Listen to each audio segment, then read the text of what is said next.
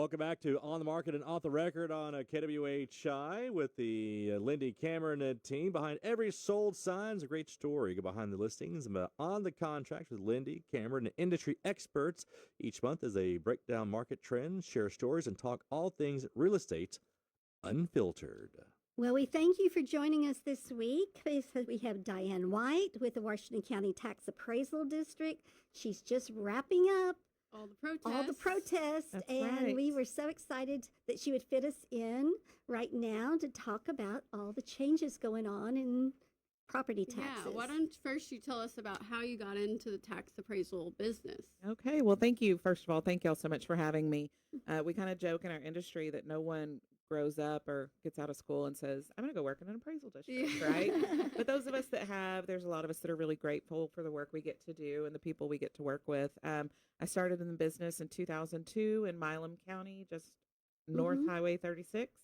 And I was there until 2021 when I accepted the job here. So during my time in Milam County, I really got to work with all of the local realty companies and lots of property owners, as well as local elected officials. And so those are really our constituents, is made up of each of those groups. And it's been a good industry to be a part of.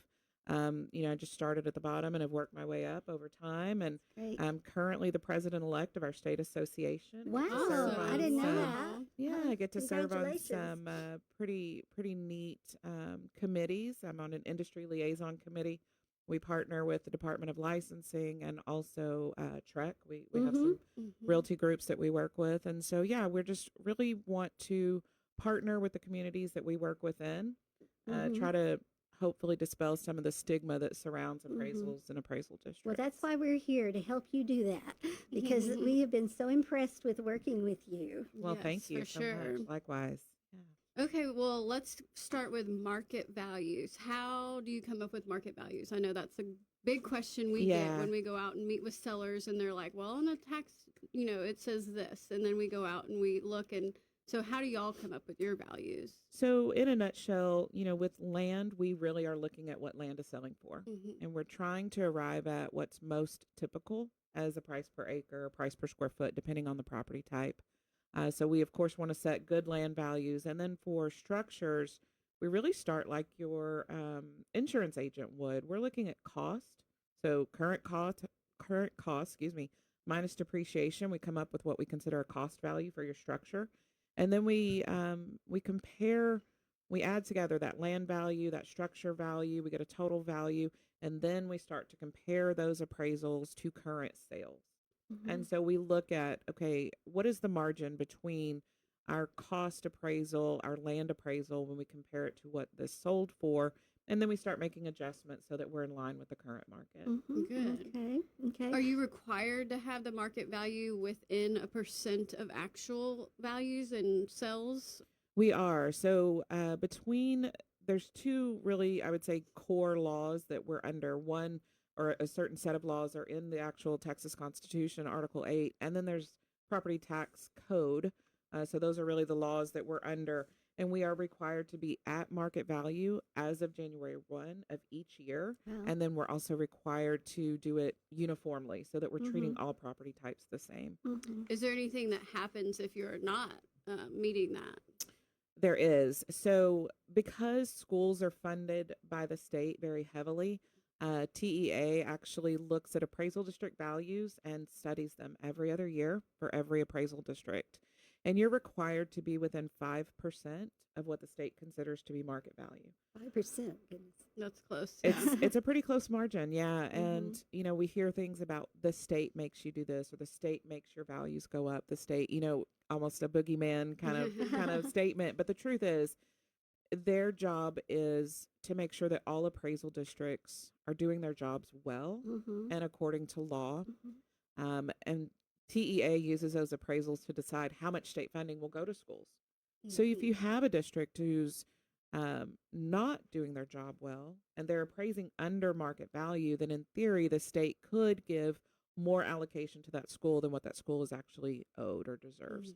And so it's really important that your appraisal district is producing accurate values. If the comptroller's office does their study of us, then they find that we are outside of that 5% margin, then we're considered to be invalid. And if we're invalid by a certain amount, if we're outside of 10% high or low, then the school district actually loses funding. Oh, wow. And so Gosh. it can be quite large. Mm-hmm. I've heard horror stories of some schools losing in the millions because Uh-huh. of their property value Yeah. study. Yeah, that would be awful. Yeah. Awful. Yes, for Yeah. sure.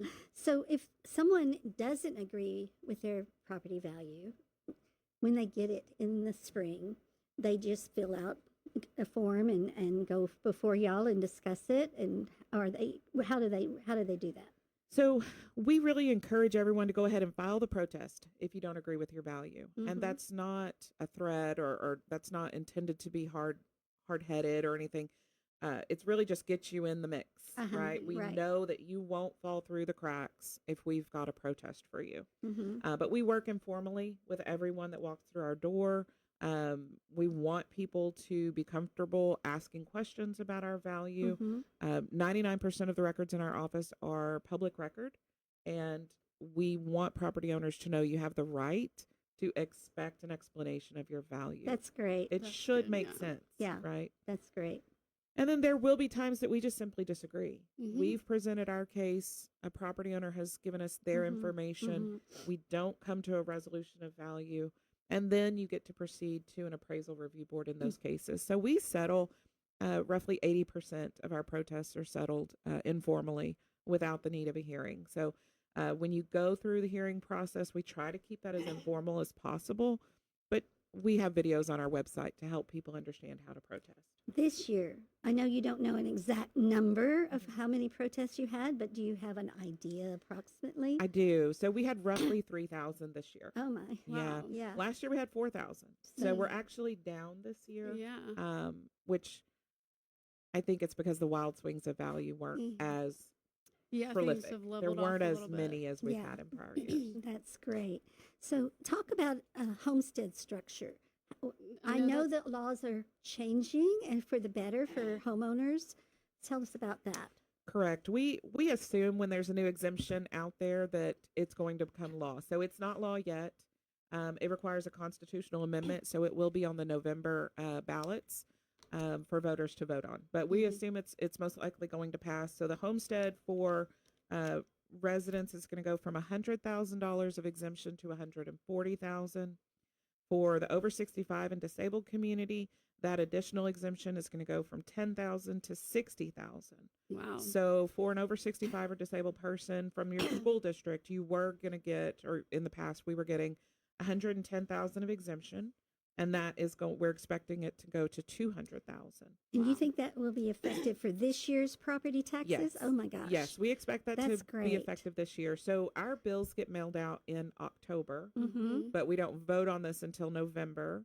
So we will mail bills with the new exemption amounts. And then if for some reason it doesn't pass, then we'll mail additional bills for the difference. But, Yeah. you know, we saw this happen last year and it hands down passed without a problem Yeah. when we went from 40 to 100.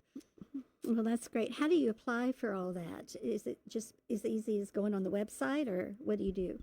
So you can go on the website. You can also walk into our office. We have a simple application. We make it available online. We also have it available when you come in. A property owner would just fill out basically their name and address information. We Mhm. help you select boxes for the exemption you qualify for. And then we need to see a copy of your driver's license. We take a copy of that. Law requires that the address on your driver's license match the address of the Oh, property. that makes sense. Yes. Yeah. Yes. And so, what other exemptions are there? And let's talk a little bit about agricultural values as Sure. well. So for homeowners, of course, we think about that. There's the homestead exemption, over 65, disabled persons, and then disabled veteran homesteads. And for each of those, the way they work is you have your value of your property, and then we subtract out the amount of the exemption before your tax rate is applied. So you get a lower taxable value that way. Ag value, you know, all of us call it ag exemption. You know, we Mhm. see it, Yes. it's all around us. It's often referred to as ag exemption, but it's actually an agricultural value. Mm-hmm. So if you think of it this way, what land is selling for on a per acre basis, we don't use that for taxation if you have ag value. The ag value is much, much lower price per acre. It's actually less than $200 an acre for most property types in the county.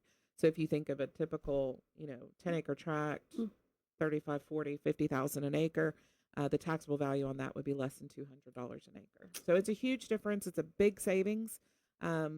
We do take it seriously. We want to make sure that everyone that has ag value really does qualify for it. So we do inspections. We drive by, we look at aerial imagery. Every year we have new imagery.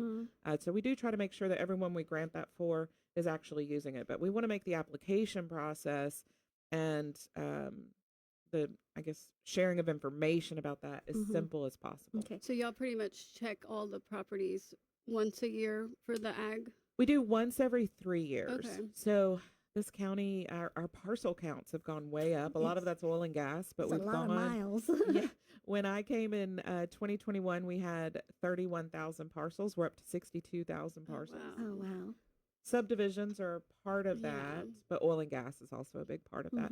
So we look at every property, real property, right, land, once every 3 years. Okay. Let me ask you, expand on that agriculturally.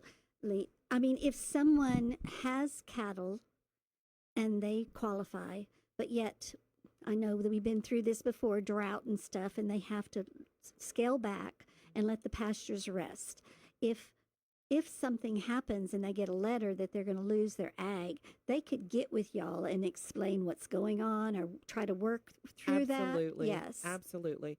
So we don't make phone calls before we go. It's really not possible. Yeah. And when I say go, a lot of times we're not physically at the property. We are looking through an aerial image.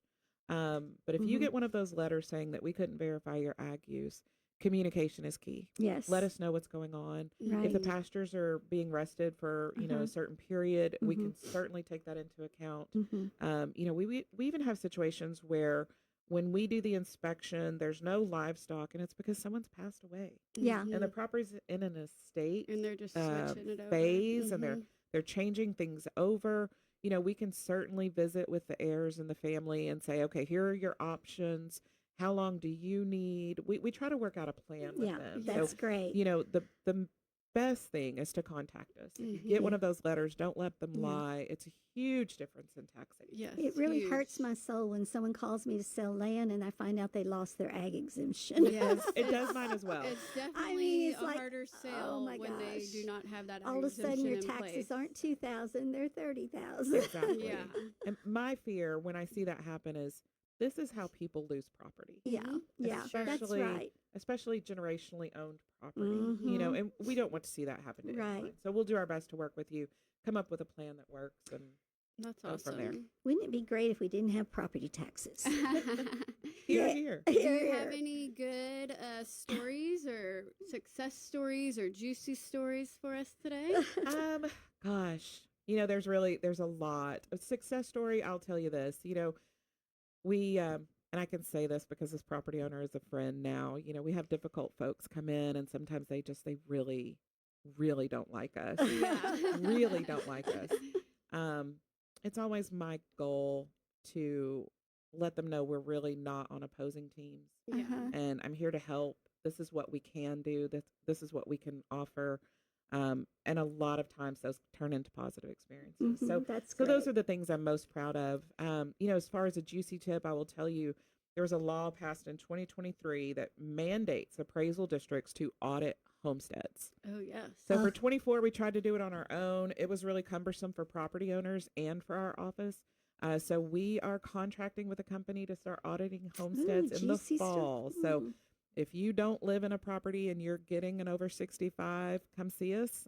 Or a homestead, yeah. Or a homestead, let us know. Yeah. So we will be auditing homestead exemptions starting in the fall. Well, I guess you have to We really Yeah, that's do. a large remain exemption. compliant with the state. Exactly. Yes. What's so how can people contact you? Where are you located? What's your number? Yeah. So we're at 1301 Niebuhr Street, right by the junior high. We're actually in one of the junior high buildings. Our phone number is 979-277-3740. Also, please visit our website, washingtoncad.org. We have a lot of information out there. Agricultural manual, lots of exemption applications, general information. I know as realtors, we're on that site every single day, and it's a very friendly site. Thank I you. mean, That's you good can to hear. actually find things very quickly. So Good. thank That's you. that's our Thank goal. you for Definitely keeping that. nice. So anyway, we want to hear from y'all. Don't forget, if you have any questions for your favorite realtors or either Dyann, please let us know on our website or either email us at sold@thelcteam.com. Or check us out on Facebook, Instagram.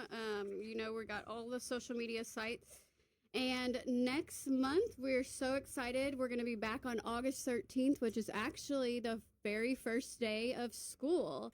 So all the kiddos will be going back, and we're going to have the head of communications, Brooke Trahan, and the superintendent, Clay Gillentine, on our show the first day of school to talk all things Brenham ISD. Right. So that's going to be exciting first day of school, and to get them on the radio show that day too. Yeah, we did not even know that was going to be the first day of school, but but it's a Wednesday. Yeah, and we talked to them, and they said that was a perfect day. Yeah. So the kiddos will be back, and y'all can get on the radio and listen to the show. All right, y'all. Have a great day. Bye. Bye. Once again, the On the Market, Off the Record on KWHI AM 1280 for 101.7. The Lindi Camaron Team, the second Wednesday of every month on KWHI. We'll send you back down to the legend.